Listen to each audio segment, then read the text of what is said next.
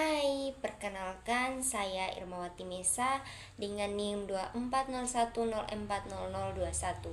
Pada kesempatan kali ini saya mengajak teman-teman semua untuk mengetahui apa itu pencemaran suara. Jadi, pencemaran suara atau noise pollution adalah gangguan lingkungan yang disebabkan oleh suara atau bunyi dengan intensitas tinggi yang melebihi ambang batas dan menimbulkan dampak negatif terhadap kesehatan manusia, hewan, maupun lingkungan. Suara yang dianggap bising biasanya tidak dikehendaki, tidak nyaman, dan dapat mengganggu aktivitas atau kesejahteraan makhluk hidup. Perkenalkan, nama saya Yonastia Usin dengan NIM 240104014. Berikut saya akan menjelaskan terkait sumber pencemaran suara. Jadi sumber pencemaran suara ini dapat berasal dari berbagai aktivitas manusia seperti lalu lintas kendaraan, perkereta-apian dan pesawat terbang, industri dan pabrik, pembangunan dan proyek konstruksi, hiburan dengan volume suara tinggi seperti karaoke, konser, dan juga peralatan rumah tangga seperti mesin cuci, genset, dan juga speaker. Saya Anastasia Kumbusari dengan NIM 24010023 akan menjelaskan terkait dengan dampak dari pencemaran suara. Pencemaran suara atau polusi suara ini memiliki dampak yang serius, baik bagi manusia dan juga bagi lingkungan sekitar. Paparan suara yang berlebihan atau lebih dari yang kita butuhkan, kira-kira di atas 75-85 desibel, dapat memicu dampak yang serius. Berikut adalah dampak-dampak dari pencemaran suara tersebut. Yang pertama yaitu gangguan pendengaran.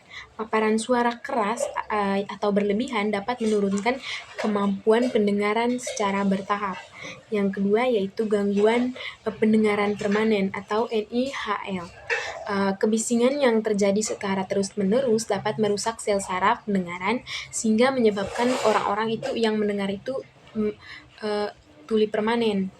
Yang ketiga yaitu masalah kardiovaskular. Kebisingan dapat memicu stres yang dapat meningkatkan tekanan darah atau darah tinggi dan risiko penyakit jantung. Yang keempat yaitu gangguan tidur.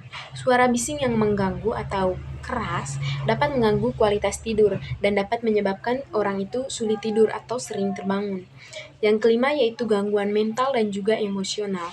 Pencemaran suara itu dapat menimbulkan stres, kecemasan, orang mudah marah, dan penurunan konsentrasi. Yang keenam yaitu gangguan pada anak-anak. Kebisingan dapat menghambat konsentrasi belajar, perkembangan kognitif, dan kemampuan bahasa anak. Yang ketujuh yaitu dampak pada lingkungan dan juga satwa liar. Kebisingan dapat merusak keseimbangan ekosistem dan juga mengganggu habitat alami dari hewan. Yang kedelapan yaitu gangguan komunikasi hewan. Suara bising yang berlebihan dapat menghambat hewan berkomunikasi untuk mencari pasangan, mencari makan, atau memberikan peringatan bahaya terhadap hewan lain. Yang kesembilan yaitu perubahan perilaku hewan.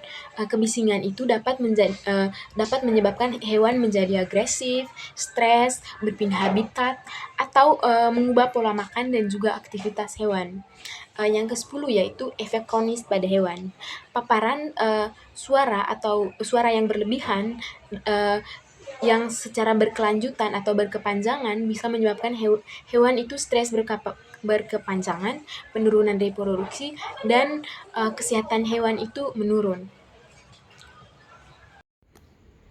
Baik, perkenalkan, nama saya Mariani Malamen. Jadi di sini saya akan menjelaskan mengenai penanggulangan